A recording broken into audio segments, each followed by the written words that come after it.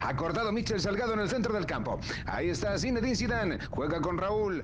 Ese día jugaba el Real Madrid.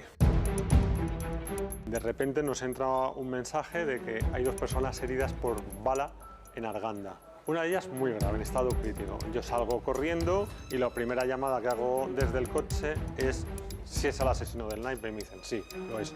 Sí, porque ya me ha dejado otras 2 cartas. Parece el argumento de una película donde el asesino deja en el lugar del crimen su tarjeta de presentación. Él salía por la zona X y si veía una oportunidad, veía fácil esto, cogía y mataba. El primero que veía lo mataba, ¿sabes?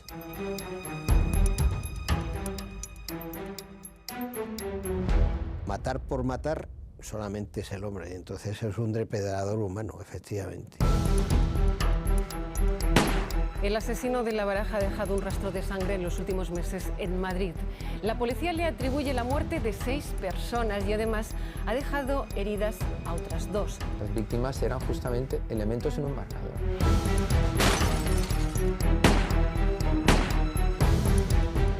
La policía ya empieza a pensar que están ante un asesino en serie con afán de jugar, de retar a la policía.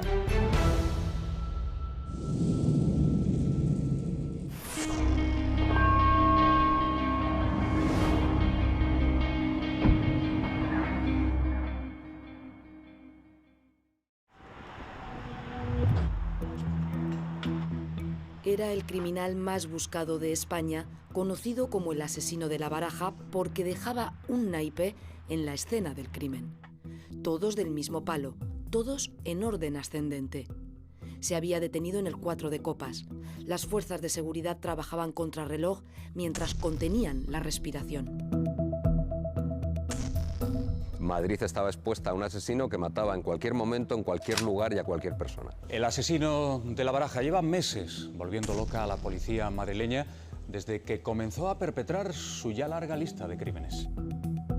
Empezamos a hacer todos los periodistas aquí unas cábalas impresionantes para ver si sabíamos cuál era la cadencia en los asesinatos. Yo me acuerdo estar aquí algunas noches hasta las 3 de la mañana pensando que era el día en el que iba a matar. Se habló de la posibilidad de que hubiese 2 pistoleros compitiendo, se habló de la posibilidad de que alguien estaba trazando un siniestro mapa de Madrid mediante los crímenes. Se produce el de Arganda y nos damos cuenta de que de momento hay un parón. Yo me empiezo a preguntar porque ya hablo con la gente de homicidios y me dicen, creemos que toda la información que ha salido le ha podido hacer pensar que está corriendo mucho riesgo. Llega un momento en que dice, bien, el crimen perfecto, cuanto más avance yo, deja de ser perfecto para colocarse en imperfecto. ¿Por qué su periodo de calma, en vez de acortarse, no es que se alargue, es que desaparece? ¿Qué ocurre durante estos meses? ¿Por qué deja de matar? Porque yo creo que en un momento dado ya, de alguna manera se aburre. De alguna manera dice, si yo ya lo he hecho todo, no me pilláis. Y si no me pilláis, os voy a demostrar que soy más listo que vosotros y me voy a entregar yo y no me habéis cogido.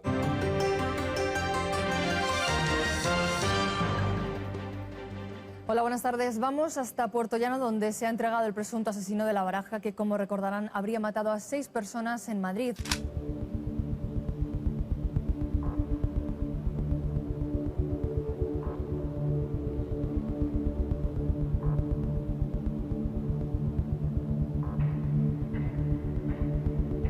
El momento en el que se entrega sorprende no solo a la prensa, sino al policía que le recibe en la comisaría de Puerto Llano, que no se lo cree. Directamente no se lo cree. El de la central llamó, eso diciendo que había una persona que estaba aquí molestándole. Decía que había asesinado a unas personas en Madrid. Aquí fue conducido por aquí. Aquí lo trasladamos aquí y después al calabozo. Aquí estuvo detenido, aquí en esta celda, y estuvo aquí durante un par de horas o 3. Hasta que vino policía judicial. Cuando me lo presentaron y él me contestó que era el asesino de La Baraja, se llamaba Alfredo Galán Sotillo, y que para poder demostrar que era el asesino de La Baraja, que llamásemos al grupo que llevaba la investigación. Había una cosita que era el puntito, que la firma que él hacía en las cartas, ¿no? Eso solamente lo sabíamos, lo que ya te digo, él y los investigadores. Aquí fue donde interrogamos, donde nos relató todos los hechos Alfredo. Aquí estábamos los dos compañeros y Alfredo y su hermano aquí. El hermano de vez en cuando se echaba las manos a la cabeza y decía que no le hiciéramos caso, pero claro, no podíamos dejar de escucharle y hacer lo que teníamos que hacer, nuestro trabajo. Se puso la soga al cuello de modo suicida porque él tenía la necesidad de que todo el mundo supiera que él había batido a la policía. Denota la necesidad posiblemente que tenía de que le detuvieran cuanto antes para no seguir con sus comportamientos violentos. Eligió Puertollano porque estaba en la vivienda de sus padres, me parece que estaba con su hermana, con sus familiares, y creo que para él es un lugar hasta cierto punto controlado. En este pueblo, donde además nadie sospecha lo más mínimo de mí, voy a dar la gran campanada y hago venir a la policía de Madrid aquí, a Puertollano. En Puertollano, una ciudad minera de unos 50.000 habitantes, la noticia ha caído como una bomba. Eran muy pocos los que conocían a Alfredo Galán, la mayoría se quedaban sorprendidos ante la noticia. Yo me cría con ellos, claro, y yo nunca lo he visto al muchacho que haya hecho nada malo, ni él ni sus hermanos. Nos hemos quedado todo el pueblo asombrado. Los pocos que lo conocía yo me estoy asombrado porque yo no me lo termino de creer. No terminaban de creerse algunos amigos que llegaron allí como a animarle que fuera él el asesino de La Baraja. La última vez que vi a Alfredo Galán fue justo varias horas antes de entregarse a la policía. Un amigo suyo, un primo y él, el propio Alfredo Galán, insistieron, porque yo ya me iba, en que me tomara una con ellos, ¿no? Dije yo, ¿podrías haber acabado con la sota de bastos encima del cadáver? No sé. Yo te lo digo sinceramente, yo cuando en un principio lo decían, yo decía que eso era mentira. Vamos, decía que no. Soy todavía y todavía no me lo creo. Lo que pasa es que este chico se fue al ejército y yo no sé lo que le pasaría en el ejército, ¿eh? Porque él era una bella persona. Él se venía, coño, y si esperaba aquí, que llega tu hijo que salga, llega tu hijo que lo espera aquí, que subo, que bajo. Yo lo recuerdo como una persona normal y corriente. Nunca me llegó a mí a entrar en la cabeza eso.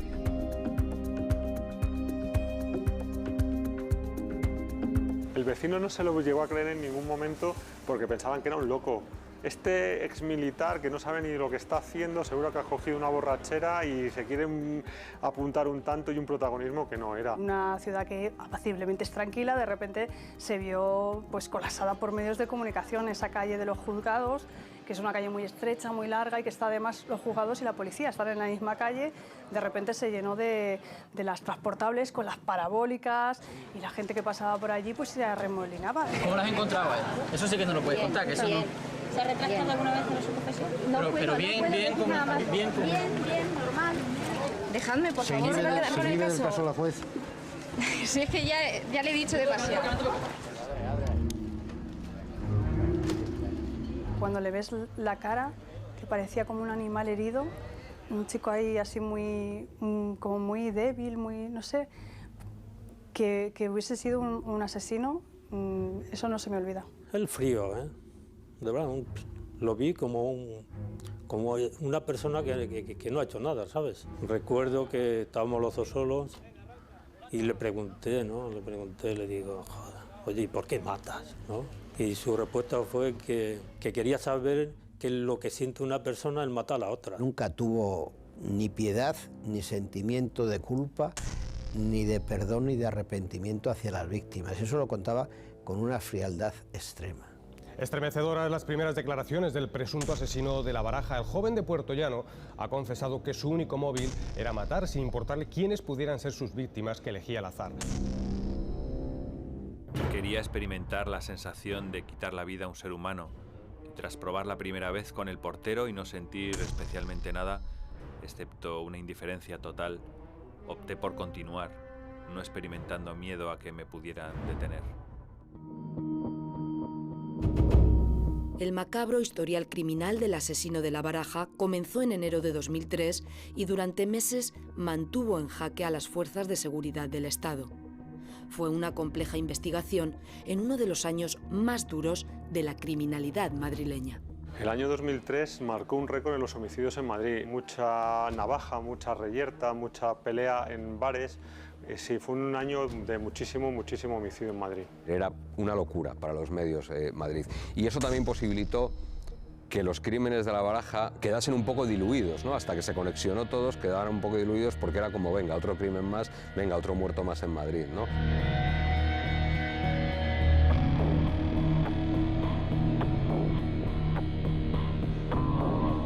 El crimen del portero Alonso Cano fue un crimen extrañísimo porque es alguien que entra en la portería, la víctima está dando de comer a su hijo de 2 años y le ejecuta en posición de ejecución, le hace arrodillarse y le dispara. El único testigo es un crío pequeñito que lo único que dice es que había un señor que decía muchos tacos, es lo único que acierta a decir el crío, y ve cómo a su padre lo ejecutan, ¿no? Esto que ha ocurrido ha sido delante del niño pequeño, que no tiene los 3 años, ¿eh? Entonces el niño lo que dice es que un señor y el papá se cayó y no dice más, ¿no? Este pequeño de apenas 3 años es el único testigo de lo ocurrido. Lo abraza Elena, su madre, la segunda esposa de Paco. No tenía sentido matar al niño, salvo que se tratara de dar una especie de mensaje brutal. Pasé justamente por aquí, así, y me lo encontré ahí. Sus pies estaban aquí y pues la cabeza daba más o menos a esta altura, que es donde llegaba casi al mueble.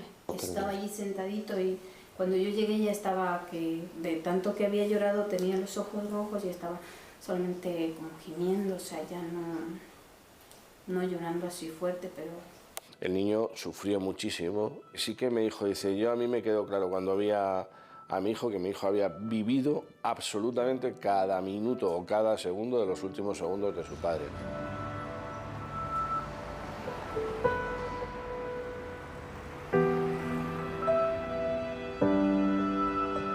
El barrio nos afectó bastante. Recuerdo que estaba reunido y cuando salí me quedé flipado porque conocía al portero y entonces pues realmente me quedé preocupado porque podía haber sido la otra puerta de al lado, ¿no? Se hizo una investigación completísima sobre la vida de este hombre, completísima. O sea, no se dejó nada en sombra, se puso un foco enorme sobre toda su vida, se descubrieron algunas zonas oscuras, porque todos tenemos zonas oscuras en la vida, pero claro, ninguna suficientemente importante como para que le costase la vida, ¿no?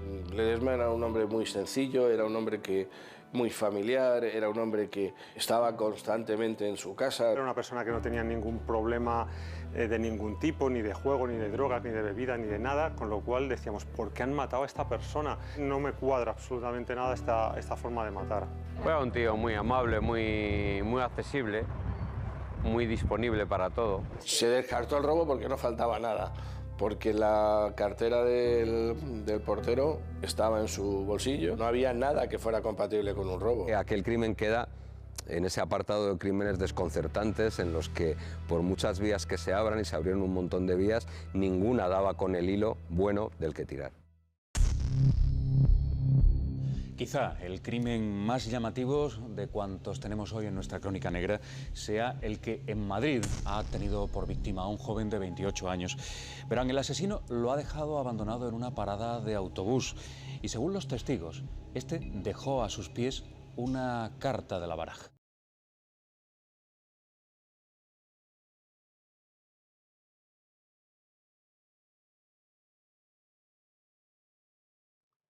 Aquella es la parada donde se produjo el asesinato el 5 de febrero, la madrugada del 5 de febrero. El lugar donde se produjo el asesinato fue aquí, precisamente, en esta parada de autobús. El chaval estaba sentado justo en la parada cuando se le acercó el asesino y se le quedó mirando directamente.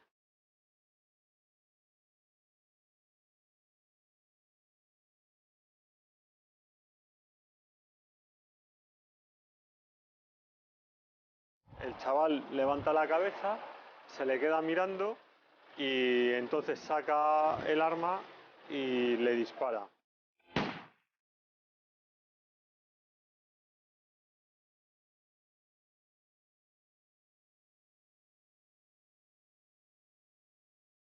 Dicen que había una carta, que tenía una carta en los pies, una carta de juego, de naipes, pero no sabemos, es que no, es lo que dice la gente. Esa no la tiró, esa estaba allí, por casualidad. Justo al otro lado de la plaza, en una de las calles, estaban los contenedores. Como hacía bastante aire, coincidencias de la vida, hizo que se metiera una carta debajo del cuerpo del chaval fallecido. En ese momento, a través de los servicios de emergencia, se le bautizó como el asesino del naipe. El crimen de Juan Carlos Martín Estacio, que era un empleado de Barajas que volvía de madrugada a su casa, desconcierta a la policía un poco como el de Ledesma, ¿no? Como el de Francisco Ledesma. Aquel tipo, Martín Estacio, era un chico medianamente normal, se investiga también su vida, se pone un foco sobre todas sus relaciones. Si este ni en pelea ni nada se metía, si este no se metía en pelea ni se metía en nada, ¿qué va? Y además los amigos que tiene él también son muchachos pacíficos, no son esas bandas que hay que se dedican a las discotecas, a pegarse. No, esto era pacífico, o sea que no, usted cuenta, no. Lo primero que empiezas a investigar son las víctimas, ¿no? Para ver qué es lo que tienen, qué es lo que hay. Primero víctimas y luego intentar saber el modo operandi, el porqué, ¿no? Que aquí era difícil. La gran mayoría de los asesinatos, probablemente en un 80 o 90%, si uno estudia a la víctima, probablemente encontrará una vía útil para encontrar al asesino. Claro, el problema para la policía surge cuando van incluyendo a las diferentes personas relacionadas con la víctima, que son conocidas, y no encuentras ninguna conexión. Ese es el problema para la policía, ese es el problema que plantean los asesinos en serie, que no hay ningún tipo de vínculo entre la víctima y el asesino. La policía empieza a acumular dos crímenes semejantes en tanto en cuanto no tienen un móvil aparente, semejantes en tanto en cuanto la forma de actuar, el modus operandi es propio casi de ejecuciones, pero tampoco tienen forma de relacionarlo todavía. Le disparó y la mató también. Es cuando ella, Teresa, se alarmó muchísimo, el homicida la siguió y le disparó. Cuando comprobó que no había matado a esta persona y que todavía se movía, le disparó en la femoral, en la pierna. Ya ese crimen ya dice algo más, porque ese crimen hay una testigo que sobrevive y que hace una descripción bastante buena del asesino, ¿no? Ha entrado un individuo alto de 1,90 de estatura, con el pelo corto y moreno, el cual tenía pantalones vaqueros y una sudadera de chándal de color blanco con algunos otros colores. Disparar un arma no es tan sencillo como parece y los tiros, la precisión de los disparos del Barrojas hacen pensar en un tirador y empiezan a apuntar ya la posibilidad de que se esté ante alguien acostumbrado al manejo de armas, es decir, guardia civil, policía o militar, ¿no? Es el primer hilo bueno que tiene la policía, que en aquel momento todavía no ha unido, no ha hecho ninguna conexión entre los tres crímenes. No dejó en el Barrojas ninguna señal, no había pruebas, más, nadie lo vio. Lo que es evidente en el caso del asesino de La Baraja es que para él lo importante es encontrar una víctima accesible y un plan de fuga muy seguro. Él sabe que no la ha matado, pero dice, si me quedo para rematarla, tengo opción de que alguien me haya oído y de que venga la policía y me detenga. Con lo cual sabe que está mal herida, que no la ha matado, pero entonces se marcha para protegerse y que no le puedan detener. Los crímenes del Barrojas tenían algo especial, tenían algo peculiar, tenían esa forma de actuar de un pistolero prácticamente y aquello ya nos hizo levantar las orejas a todos.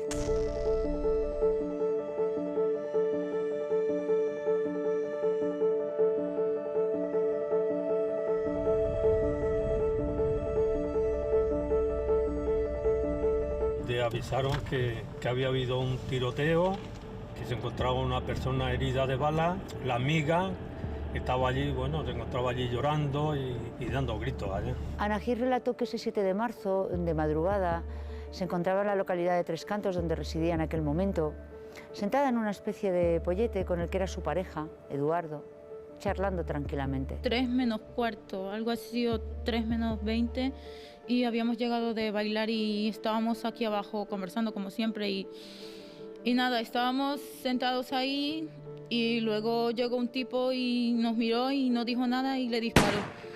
Y nada, y yo me agaché y nada, y quiso darme un tiro, pero no sé, o sea, no sé si se le encasquilló el arma o... Y ella pudo observar al agresor.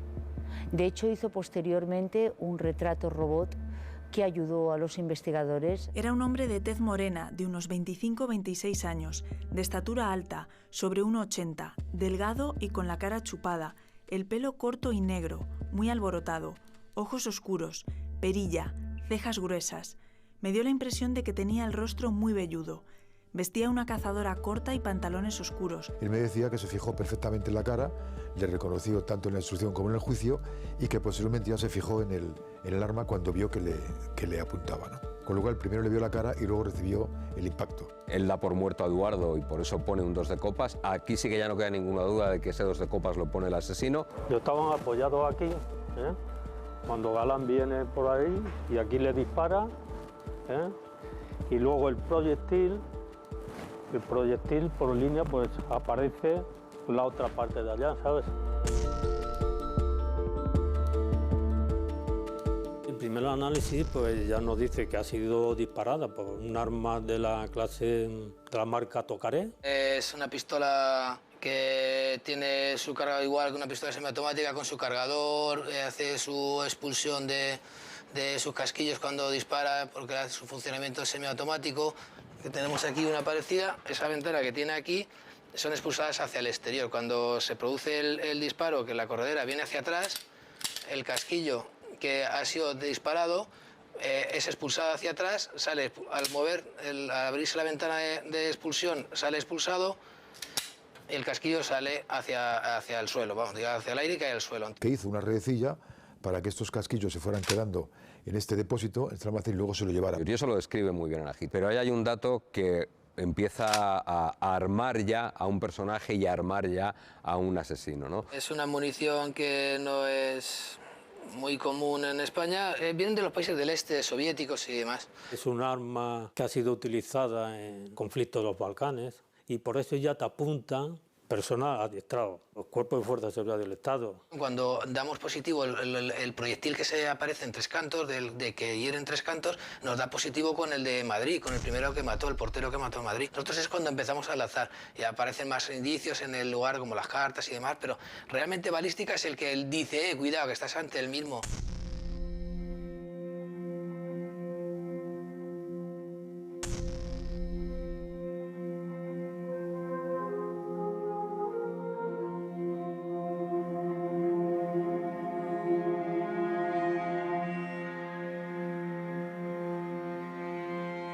Yo llego al lugar de los hechos, era una noche cerradísima, en un descampado que solo pasaba un pequeño camino, que es donde muere esta pareja, pero el edificio más cercano estaba a unos cuantos metros, era bastante lejos, y hablabas con la gente y decía, sí, hemos oído disparos, pero como estaba jugando el Real Madrid, pensábamos que era gente celebrando los goles. Claro, en aquel entonces nadie piensa que son disparos. Las detonaciones sí las escuché, pero yo me pensé que eran cohetes que tiraban por lo del Real Madrid. Proyectiles, no, por eso. Aquí nos tiramos 3 días, pero si hubiéramos tenido que estar 8, 10 o 15, hubiéramos estado ahí hasta que hubiéramos encontrado el casquillo, ¿sabes? Estamos comparando el proyectil que se extrae de Tres Cantos, del herido de Tres Cantos, con las muertes de Arganda del Rey. Y es donde vemos la similitud tanto de un proyectil como de la esquirla de Arganda del Rey. Este trocito que hay aquí se saca del cráneo de la mujer que fallece allí. Se sabe que es exactamente esa Tokarev por las señales individuales que deja dentro de esas señales de clase. Es como la huella dactilar. La huella dactilar es única, pues las armas hacen exactamente igual. Cuando me pongo en el microscopio y veo las señales individuales que tiene, ahí ya te puedo concretar y decirte, pues 3 casquillos o 3 proyectiles están disparados por una pistola y estos 2 o 3 por otra pistola. En aquel momento, en el año 2003, en España, solo había 35 pistolas registradas, legalmente registradas, 35 Tokarevs. Se interroga a cada uno de los titulares de esas pistolas, se descarta que sea ninguno de los titulares de esas armas y se empieza una línea de investigación que finalmente era la buena, ¿no? Cuando mató a la pareja de rumanos que iban paseando por Arganda y los mata, y esas esquirlas que se obtuvieron del cráneo, de los sesos de las personas, y nos dieron positivo con la muerte, o sea, con el herido nuestro de Tres Cantos y con la muerte de Madrid, ahí enlazamos ya todo, claro, para nosotros es nuestra máxima premisa, digamos, es enlazar un caso con otro. Encontrar al asesino de la Baraja era una prioridad absoluta, porque Madrid no está acostumbrado a los asesinos en serie. El antecedente más cercano era Francisco García Escalero, que desgraciadamente, esto es así de triste, como mataba mendigos, pues tampoco provocaba mucha alarma social. Desde el principio tuve muy claro que esa persona que buscaba tanta fama había sido un fracasado. Si la policía sabe o tiene sospechas importantes de que ha podido ser un militar, lo que tenemos que buscar es a alguien que también haya fracasado como un militar y que haya servido como detonante para decir, ya no soporto más esta vida y voy a demostrar quién soy. El crimen de Arganda fue el de mayor frustración para ellos, porque sabían que estaban detrás de él, que tenían elementos balísticos, de posicionamientos, pero no lograban dar con ellos. Llegaron a pedir gente con antecedentes penales por asesinatos, militares, exmilitares. De hecho, tenían en el listado, tenían a Alfredo Galán. Yo creo que él emprendió una carrera rápida. Él mata en un tiempo relativamente breve. De alguna manera, según mi hipótesis, él está actuando como una especie de soldado de élite, ¿verdad? Entonces, creo que él hace una especie de pulso a la policía. El hecho de que no sea capturado lo que hace es validar su superioridad.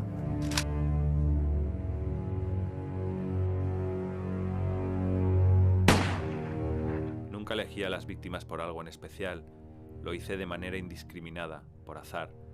Lo único que importaba es que hubiese pocos testigos. Tampoco tenía un móvil concreto para matar. Simplemente era fácil. Y lo podría haber seguido haciendo 20 años. Me he entregado ahora, tras comprobar la ineficacia de la policía para resolver los casos.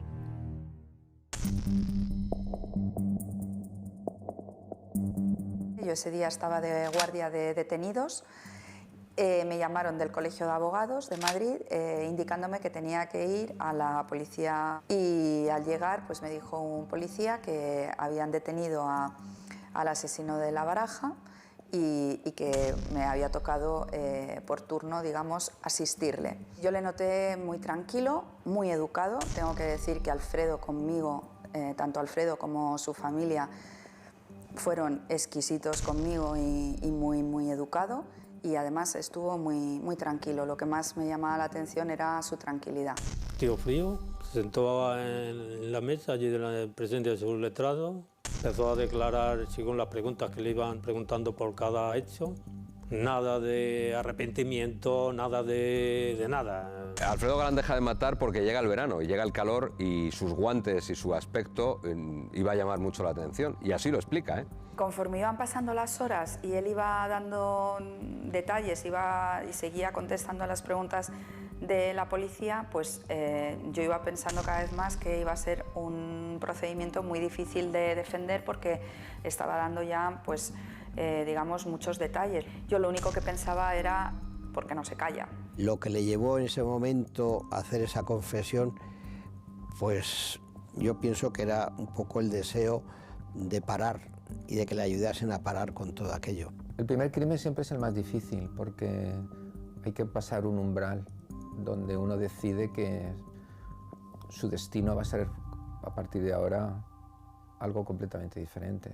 Eso marcará su vida para siempre. Había un hombre que vestía un mono azul que se quedó mirándome.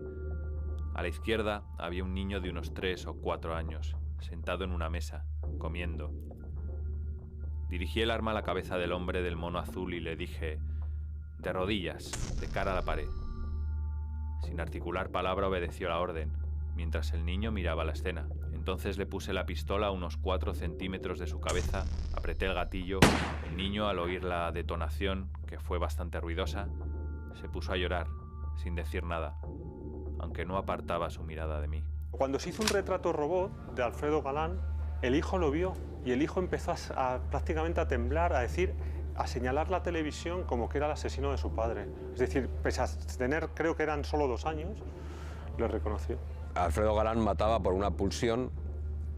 Estaba en casa, me aburría, cogía el arma y me iba a matar, ¿no? Y me iba a disparar.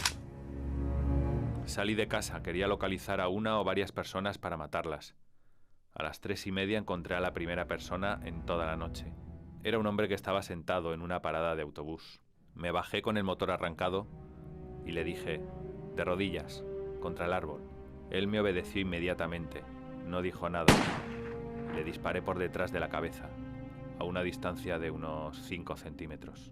Alfredo Galán mataba, como me dijo, por matar. Por matar, porque él quería saber lo que pasaba cuando se mataba y se dio cuenta de que no pasaba nada, de que era como para él como una cosa absolutamente normal. Entré en el bar, saqué la pistola del bolsillo, la misma de siempre, y apunté al camarero durante unos segundos a la cabeza, de frente. No dijo nada y apreté el gatillo, a unos 2 o 3 metros de la víctima. Sin dejar tiempo, disparé a la mujer mayor, la que hablaba por teléfono. Anduve hacia la segunda mujer, pero huye por debajo de la barra y no facilita el ángulo de tiro. No sé dónde la di porque tiré al bulto. Él mataba por matar, por convertirse en Dios. Era una pareja joven. Saqué al instante la pistola, guardada en el bolsillo derecho de la cazadora marrón, y disparé al chico en la cabeza, aunque el proyectil impactó en la cara. Cayó al suelo y decidí hacer lo mismo con la chica, pero la pistola se encasquilló, y como sabía que en pocos segundos no iba a poder arreglarla, opté por tirar una carta al cuerpo del joven, el 2 de copas. Él es dueño de sus actos y sabe lo que está haciendo y lo quiere hacer. Pero en este caso es una persona que se regocija, que se satisface, se autoalimenta de matar. El día 18 de marzo decidí matar de nuevo. Me trasladé en coche a Arganda del Rey. Vi 2 bultos que identifiqué como personas. Tras rebasarlos me giré y disparé al hombre en la cabeza, quien cae al suelo. Y la mujer que lo acompañaba se volvió hacia mí. Me miró y al ver que la estaba apuntando con una pistola, se protegió con ambos brazos, efectuando sobre ella 3 disparos en dirección a la cabeza. Al caer arrojó sobre ella y el hombre 2 cartas, el 3 y el 4 de copas, marcadas con un punto azul. El matar, el asesinar es un aprendizaje, y cuando se comete una vez no hay tanto reparo mental para volverlo a hacer. Siempre fue consciente de lo que estaba haciendo, es lo peor que se puede hacer en esta vida, que quitar la vida a otra persona.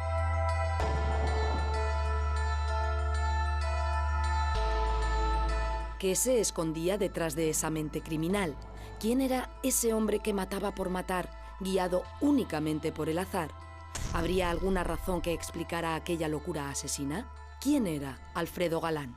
Los asesinos no llevan un cartel diciendo soy asesino, no tienen facciones, no tienen un garfio en la mano, son gente aparentemente normal. Él buscaba reconocimiento, el reconocimiento y la fama o el ser alguien importante sacia el sentimiento de inferioridad o el sentimiento de irrelevancia que una persona puede tener como una especie de condena. Alguien así ha tenido un historial de fracaso desde niño. Bueno, la familia lo que me contó de los antecedentes, parece que lo que más le marcó fue la muerte de la madre, que hasta entonces era un niño extrovertido, mimado, protegido, y a partir de entonces, pues dicen los hermanos que cambió, se volvió más seco, más huraño, más huidizo. Tiene una familia absolutamente normalizada, maravillosa. He tenido contacto con él. Les he ayudado posteriormente y les seguiré ayudando todo lo que esté en mi mano, tanto a él como a su familia. Yo lo conozco desde que era chiquitito, o sea, desde que nació, prácticamente, porque era vecino de nuestro. Y luego era amigo de mi hijo. Él tuvo la mala suerte de que la madre murió muy jovencito, se quedaron con las abuelas, con la abuela de la madre. Y era una bella persona, era amiga íntima de mi hijo. Bueno, en mi casa ha dormido un montón de veces. Y unos meses antes, bueno, unos meses no, como un año antes de que se descubriese todo, estuvieron de acampada y de todo. O sea, es que era una bella persona. Yo cuando lo dijeron, es que no me lo creía, de verdad, ¿eh? El impacto de la familia en la familia fue demoledor. Yo con la familia directa no hablé, pero con la familia de sus primos, hermanos, fue demoledor. O sea, no se recuperaron en meses, yo quiero creer que en años. En la localidad natal de Alfredo Galán recuerdan que la infancia de este joven no ha sido diferente a la de cualquier otro chico. En el colegio salesiano o en el instituto de secundaria donde estudiaba no se recuerda por un expediente académico muy brillante, pero tampoco por lo contrario. No, porque le digo, él jugaba con mis niños que eran prácticamente de la edad y jugaban normalmente, o se iban a su casa, o venían ellos aquí, pero no notábamos nada. El chico siempre fue muy amable conmigo y cuando nos vimos muy correcto y muy cariñoso. Antes de saber que Alfredo Galán era el asesino de La Baraja, confeso y condenado, pues yo lo había definido como un chico raro. Un chico raro, pero muy correcto conmigo en su relación. Yo para mí, que en el ejército estuvo en Bonia o por ahí estuvo este muchacho, y yo para mí algo le pasó ahí. Para él el ejército era la salvación, pero claro, cuando en el ejército lo único que haces son misiones humanitarias y al final tienes que ir recogiendo petróleo del mar, llega un momento que te puedes frustrar mucho, sobre todo si tu sueño es ser un soldado, un poco como en las películas americanas, ¿no? Esto es en plan marine y todo eso, y te encuentras con que la mayor parte de tu trabajo es de ayuda y de auxilio. A la guerra se va a pegar tiros. A la guerra no se va solo a pacificar dando botes de leche. Y los contingentes españoles que han ido a Bosnia o a Afganistán o a Irak, señores, hemos ido a pegar tiros. Y nuestros soldados han estado bajo fuego enemigo. Como persona, como ser humano, algo se rompe dentro de ti cuando has visto a niños o a ancianos morir bajo el fuego, amigo o enemigo. Eso no quiere decir que le tengamos que excusar a él o a nadie por luego, digamos, cometer algún delito.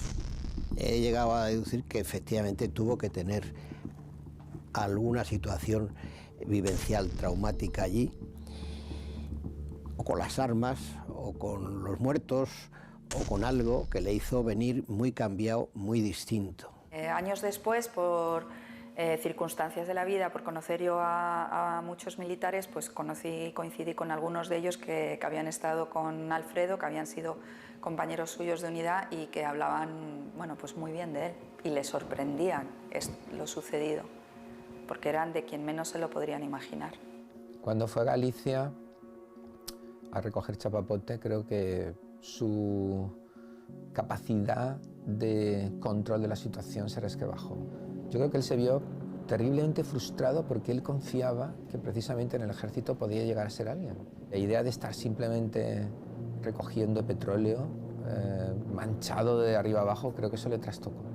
Pues en el Gómez Ulla le hicieron una valoración y al final acabaron concluyendo que tenía un trastorno de ansiedad, un estrés. Fue un detonante para el inicio de los crímenes. Durante los meses en los que cometió los asesinatos, el comportamiento aparente era de casi normalidad. La hermana no apreció ninguna conducta ni ningún comportamiento extraño, y lo único que dice que veía muchas películas violentas. Llegó a ser vigilante jurado, lo que él siempre había buscado cuando quiso dejar de ser militar. ¿Cuál es el motivo por qué Alfredo Galán se convierte en un cazador? ¿Qué hace que un militar que viene de un conflicto armado decida convertirse en un hombre que caza hombres, en un depredador humano? Pues es algo que todavía, con los datos que manejamos y como criminóloga, no puedo llegar a responder. Intento entender, pero no lo consigo, entender qué es lo que los delincuentes, los asesinos, los criminales, los condenados, tenían en su cabeza en el momento de cometer un delito. Estuve ahí con él en las entrevistas y nunca me sentí ni acosado, ni amenazado, ni nada de nada. Incluso en las primeras entrevistas, lo que sí me llamó la atención es la facilidad con la que empezó a contar tantas y tantas cosas que están puestas en el informe. Que no le producía ningún sentimiento, que no tuvo conmoción interior alguna, que la única vez que sintió algo, como inseguridad, fue al estar en el metro y junto a él dos personas que hablaban del asesino de La Baraja, y pensar lo fácil que es tener muy cerca de alguien que te puede quitar la vida y tú no lo sabes.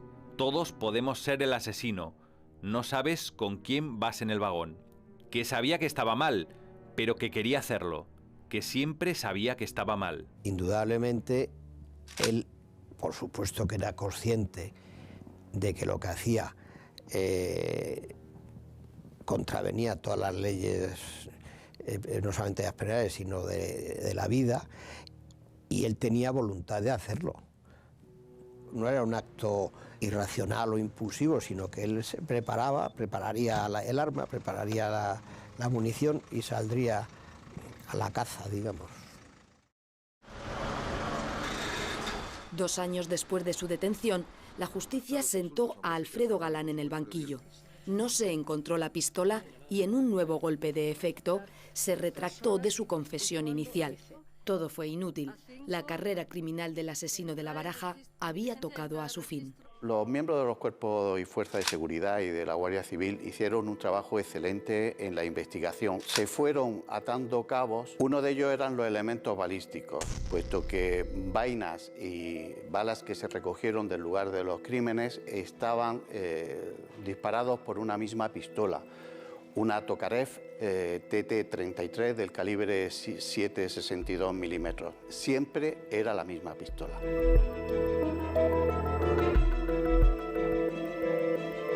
La policía ahora continúa rastreando el vertedero de Puerto Llano, donde el presunto asesino dice haber arrojado el arma del último asesinato. Aquí supuestamente debe encontrarse la pistola Tokarev calibre 7,62 con la que se cometían los asesinatos del caso de La Baraja, que la juez madrileña responsable del caso ha ordenado localizar.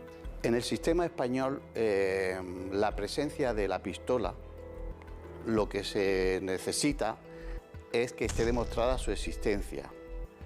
Y evidentemente estaba demostrada su existencia porque había disparos, había casquillos y había vainas. Por tanto, que no apareciera la pistola no era muy relevante. Para el Ministerio Fiscal es suficiente prueba de la autoría de los delitos con la confesión voluntaria de Galán en la comisaría y en el juzgado de Puerto Llano. Considera el fiscal que cuando se desdice 2 meses después, en septiembre del 2003, no aporta pruebas de sus declaraciones ni de las implicaciones de otras personas. No puedo comentar mucho sin vulnerar el secreto profesional, pero es cierto que las hermanas fueron seguidas por algunas personas. Él estaba preocupado por su familia. No puedo decir más, él estaba muy preocupado. Ciertas dudas sobre la autoría o la posibilidad incluso de que hubieran participado más personas, que también se llegó a manejar en su momento, no quedaron del todo esclarecidas. Sigue teniendo sus luces y sus sombras, sin restar, por supuesto, la responsabilidad a Alfredo Galán como autor de los crímenes. La mujer que trabajaba en el Barrojas había reconocido sin ningún género de dudas pues a otra persona, incluso había hecho un retrato robot, había hablado incluso de unos tatuajes en su declaración, que lo había visto y sin ningún género de dudas lo había relatado. Bueno, Alfredo no tenía ningún tatuaje. La mayor evidencia que hay es el casquillo que aparece en casa de su hermana, en un jarrón en casa de su hermana, que corresponde exactamente con todos los episodios, las escenas del crimen, de todos sus crímenes. No apareció ningún dato que corroborara la existencia de otra persona. Yo les puedo asegurar que no había otra persona en la escena del crimen, exclusivamente Alfredo Galán fue el autor de los hechos y es lo que señala la sentencia. La instrucción fue de libro, no había ningún resquicio legal que permitiera poner en duda toda la actuación. Alfredo Galán se enfrenta a una pena fiscal de 151 años de cárcel por 6 delitos de asesinato y 3 en grado de tentativa. Apareció tocado de una gorra de béisbol, calada, por tanto solo le veías la barbilla y la boca. Cuando él entra en el juicio y ya no quiere que nadie le vea en la cara, él ha aterrizado en la realidad. El asesino de La Baraja es ahora un tipo vulgar, que se tapa con la sudadera de un chándal. La primera vez que veo a Alfredo Galán veo a un hombre anodino. Mirarle a los ojos era como mirar a un tiburón blanco. Yo cuando le vi a una persona muy alta y vino escoltado por la policía con los grilletes, etcétera, y de repente una persona de 1,80 m y pico se sienta, le vi que estaba empequeñecido, hundido hacia adelante. El ciudadraleño Galán, ataviado con ropa deportiva azul y beige y gorra calada, no ha movido un músculo cuando sus compañeros han relatado cómo compró de forma ilegal la pistola Tokarev en Bosnia con la que se llevaron a cabo los 6 asesinatos. Incluso a uno de ellos le invitó a realizar pruebas de tiro en Puerto Llano. En la mili estás todos los días haciendo pruebas de tiro y todo. Claro que era buen tirador y aquí hay no fallas. Sí, lo he visto, sí. Demacrado. Muy pacífico, era muy pacífico, pero pues yo qué sé, cada uno es un mundo, ¿sabes? Si se le va la pinza y yo qué sé, puede hacer cualquier cosa, cualquier persona, pero eso a matar, yo qué sé. Normalmente estos sujetos cuando van a juicio parece que el juicio no va con ellos. Que están allí por estar allí porque ha pasado por allí y lo han sentado. Eso es lo peor. Eso es lo peor, que las víctimas tienen que afrontar un juicio oral viendo al asesino de su familiar y que no muestra ningún arrepentimiento. Había mucha sangre a su alrededor y no era fácil acceder a él. Sí, y le miró y, como bien te digo, pues es que ella, para empezar, ella tenía un gran sentimiento religioso y buscaba ese confort en esa cuestión, y lo que quería evitar es mirar con cara de odio a este sujeto. A estas alturas no tenía sentido de que dijera nada. Tenía su oportunidad el primer día y no lo hizo. Sigo en tratamiento igual que mis hijos. Ella no quería venir a Madrid al juicio, no quería porque le tenía un miedo, pavor, o sea, se descomponía. Entonces se quedó en Bilbao y a través de videoconferencia lo identificó. Fue un juicio en donde permaneció mudo totalmente en el juicio, no dijo ni una sola palabra. Durante todo el juicio estuvo cabizbajo y callado, de manera que ni siquiera pudimos preguntarle con qué versión debíamos quedarnos, con la primera autoinculpatoria en la que reconocía los crímenes o con aquella otra en la que decía estar amenazado y no ser el autor de todo esto. Es algo que de nuevo no hemos podido responder y la respuesta la tiene él, Alfredo Galán. Ya Alfredo nunca más quiso declarar, ya dijo que sea lo que sea, yo ya ni me voy a defender ni voy a volver a declarar. Y ni siquiera quiso contestar a mis preguntas. El derecho español le otorga al acusado el derecho al silencio y él se mantuvo en silencio. La falta de explicación pues se tomó como un dato más que apuntaba a su culpabilidad. Ayer se le dio la última oportunidad para hablar y declinó aclarar los hechos con un leve, incluso tímido gesto de cabeza, mientras unos minutos antes escuchábamos cómo el Ministerio Fiscal hablaba de Galán como un auténtico depredador de seres humanos. Yo le expliqué a Teresa que no eran 100, o sea, aunque eran 140 y tantos años por toda la suma de los distintos delitos, pero que se le quedaban en 25. Ella dijo, solo 25.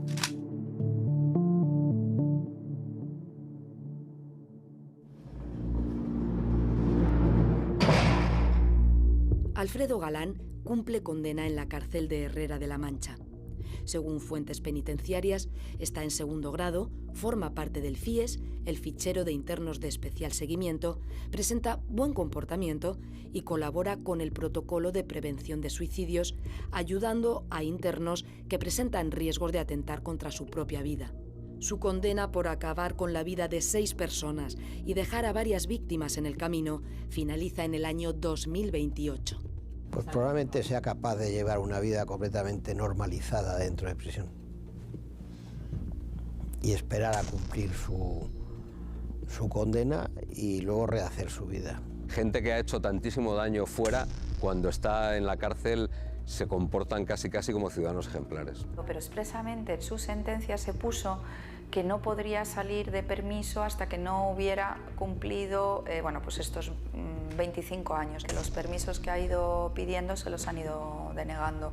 Un sujeto así, cuando salga a la calle, después de muchos años de prisión, ¿va a saber valorar a los demás? Yo creo que no. Yo creo que en ese caso no existe esa reinserción. Si lo veo desde el punto de vista de cuando se detuvo, pues te digo, pero, oye, pasan muchos años y en esos años las personas cambian, ¿no? Bueno, Alfredo Galán no tiene un pronóstico tan malo como otros asesinos, ¿no? Porque su motivación no es el ansia de dominación, su motivación no tiene un origen sexual. Es una persona muy peligrosa cuando salga de prisión, le gusta el narcisista y le gusta que lo que haga sea, entre comillas, visto por todo el público y, en definitiva, está encantado con ser el asesino de la Baraja. Yo pienso que puede cambiar en la prisión, tiene que haber evolucionado, tiene que haber cambiado. Y yo no le veo como reincidente de tal forma como la reincidencia es tan fácil de pronosticar. Inserción. Yo solamente valoro que ya no ha habido, que sepamos más asesinatos de ese tipo, que sepamos, no lo sé. El asesino de La Baraja tiene un sueño. Ese sueño, él sabe desde el principio que va a ser de corta duración. Intenta experimentar durante unas semanas una capacidad de control, de poder y de dominio que le va a convertir en alguien nuevo.